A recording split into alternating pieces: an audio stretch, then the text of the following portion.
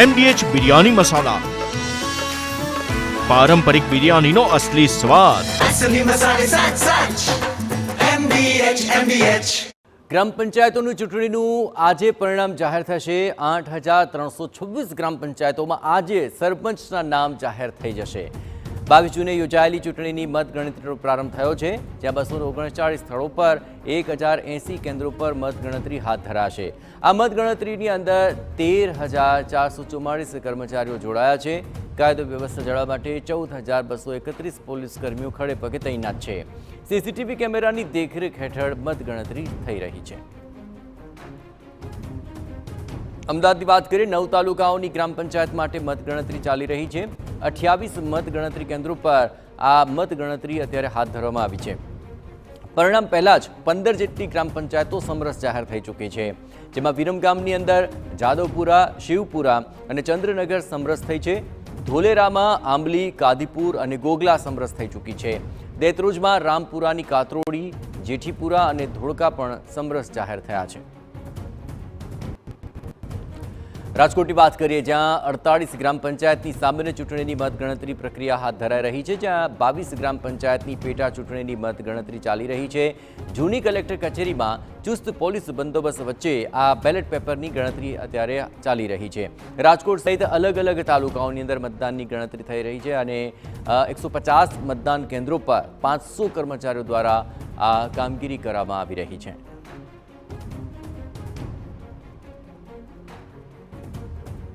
તો કોના શિરે હવે સરપંચનો તાજ, તે આજે નક્કી થઈ રહ્યું છે। મતગણતરી ચાલી રહી છે અને ત્યારબાદ એક બાદ એક પરિણામો હવે સ્પષ્ટ થવા લાગશે। 14,231 પોલીસ કર્મીઓ આ આખી વ્યવસ્થાની અંદર ખડે પગે તૈનાત રહ્યા છે। આપણે જણાવીએ કે ગ્રામ પંચાયતોની ચૂંટણીનું આજે પરિણામ એક બાદ એક સામે આવી રહ્યું છે અને તબક્કે અત્યારે બેલેટ પેપરની ગણતરીઓ શરૂ થઈ ચૂકી છે। 1080 કેન્દ્રો પર આ મતગણતરી પ્રક્રિયા હાથ ધરવામાં આવી રહી છે। આપણે એ પણ જણાવીએ કે સીસીટીવી સતત દેખરેખ રાખી રહી છે, જેથી મતગણતરીને લઈને કોઈપણ પ્રકારની ગફલતને અટકાવી શકાય। આ ઉપરાંત આજે પરિણામો જાહેર થશે, તેમાં 22 જેટલી ગ્રામ પંચાયતની પેટા ચૂંટણીની પણ મતગણના અત્યારે ચાલી રહી છે। જૂની કલેક્ટર કચેરીમાં ચુસ્ત પોલીસ બંદોબસ્ત વચ્ચે અહીં બેલેટ પેપરની ગણતરી અત્યારે શરૂ થઈ ચૂકી છે। રાજકોટ સહિત અલગ અલગ તાલુકાઓની અંદર આ મતદાનની ગણતરી પ્રક્રિયા હાથ ધરવામાં આવી છે। 150 જેટલા મતદાન કેન્દ્રો પર 500 જેટલા કર્મચારીઓ દ્વારા આ કામગીરી કરવામાં આવી રહી છે, જેમાં રાજકોટની અંદર 48 જેટલી ગ્રામ પંચાયતની સામાન્ય ચૂંટણી મતગણતરી ચાલી રહી છે।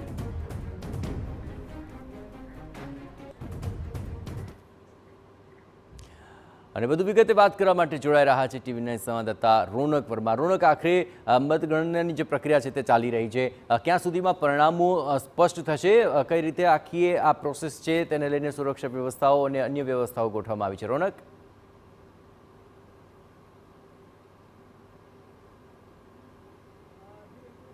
લાંબા સમયથી જે ગ્રામ પંચાયતની ચૂંટણી અને તેના પરિણામોની રાહ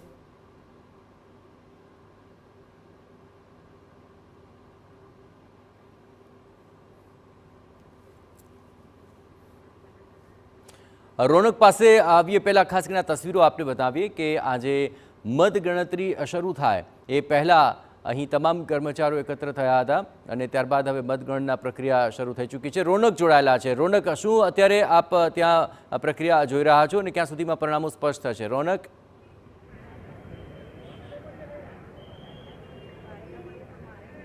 જી બિલકુલ, જે મતગણતરી ચાલી રહી છે, મારી પાછળ આપ સીધા જે દ્રશ્યો હવે જોઈ રહ્યા છો અમદાવાદથી, કે જ્યાં આગળ દસક્રોઈના જે તાલુકાઓ છે, દસક્રોઈ તાલુકામાં જે ગામો છે તેની જે ચૂંટણી યોજાઈ હતી તે તમામની મતગણતરી છે તે અહીંયા ચાલી રહી છે। ખાસ કરીને અમદાવાદની વાત કરવામાં આવે તો અમદાવાદમાં જે 9 તાલુકાઓની ગ્રામ પંચાયતોની વાત કરવામાં આવે તો 15 ગ્રામ પંચાયતો છે તે અગાઉથી જ સમરસ છે તે થઈ હતી, જેમાં વિરમગામ, ધોલેરા, દેત્રોજ સહિતના જે ગામો છે તેનો સમાવેશ થાય છે। ધોળકાની પણ 2 જેટલી ગ્રામ પંચાયત છે તે સમરસ થઈ હતી। આ તમામ બાબતો વચ્ચે અત્યારે જે મતગણતરી છે તે ચાલી રહી છે। કેટલાક લોકો છે તે પણ અહીંયા આવ્યા છે। ભાઈ, કયા ગામથી તમે આવ્યા છો અને શું સ્થિતિ છે? અચ્છા, જે મહેમદપુરામાંથી એક દ્રશ્યો સામે આવતા હતા, 2 ઉમેદવાર છે સાથે સાથે રહેતા હતા અને આ પ્રકારે મત છે તે માંગતા હતા, શું સ્થિતિ છે ગામની? સ્થિતિ તો સારી હવે જોઈએ, રિઝલ્ટ આવે ખબર પડે। શું આશા છે તમને તમારા આગેવાનોથી? આશા તો 5 જણા ફોર્મ ભર્યું, બીજું પૂરા થયું। અચ્છા, તો જે પ્રકારે બીબીપુરા અને અહેમદપુરા ખાસ કરીને મહેમદપુરામાં પણ એક મોટો વર્ગ છે, લગભગ 1200 થી વધુ જે છે તે છે. મહેમદપુરામાં અત્યારે તો શાંતિ જાળવી રાખી છે, કોઈ જાતનું છે નહીં અને બધું શાંતિવાળો માહોલ રહેશે. આપણે કોઈ પણ ઉમેદવાર હોય શાંતિ જાળવી રાખવાનું અમારું એટલું જ આગળ છે. અચ્છા, ખાસ એક વસ્તુ જોવાઈ રહી છે કે વરસાદ છે, જો વરસાદ ન હોત તો ઉજવણી કેવી હોત? ના કોઈ નહીં, શાંતિવાળું માહોલ રાખ્યો છે.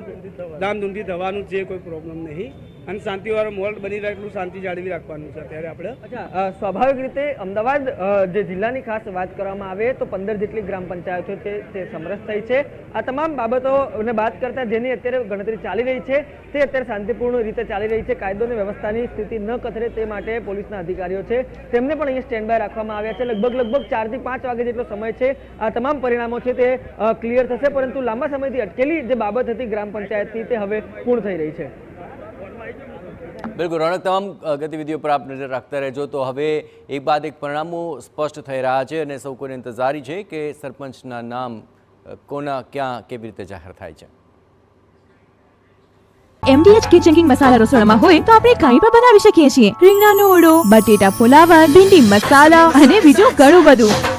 MDH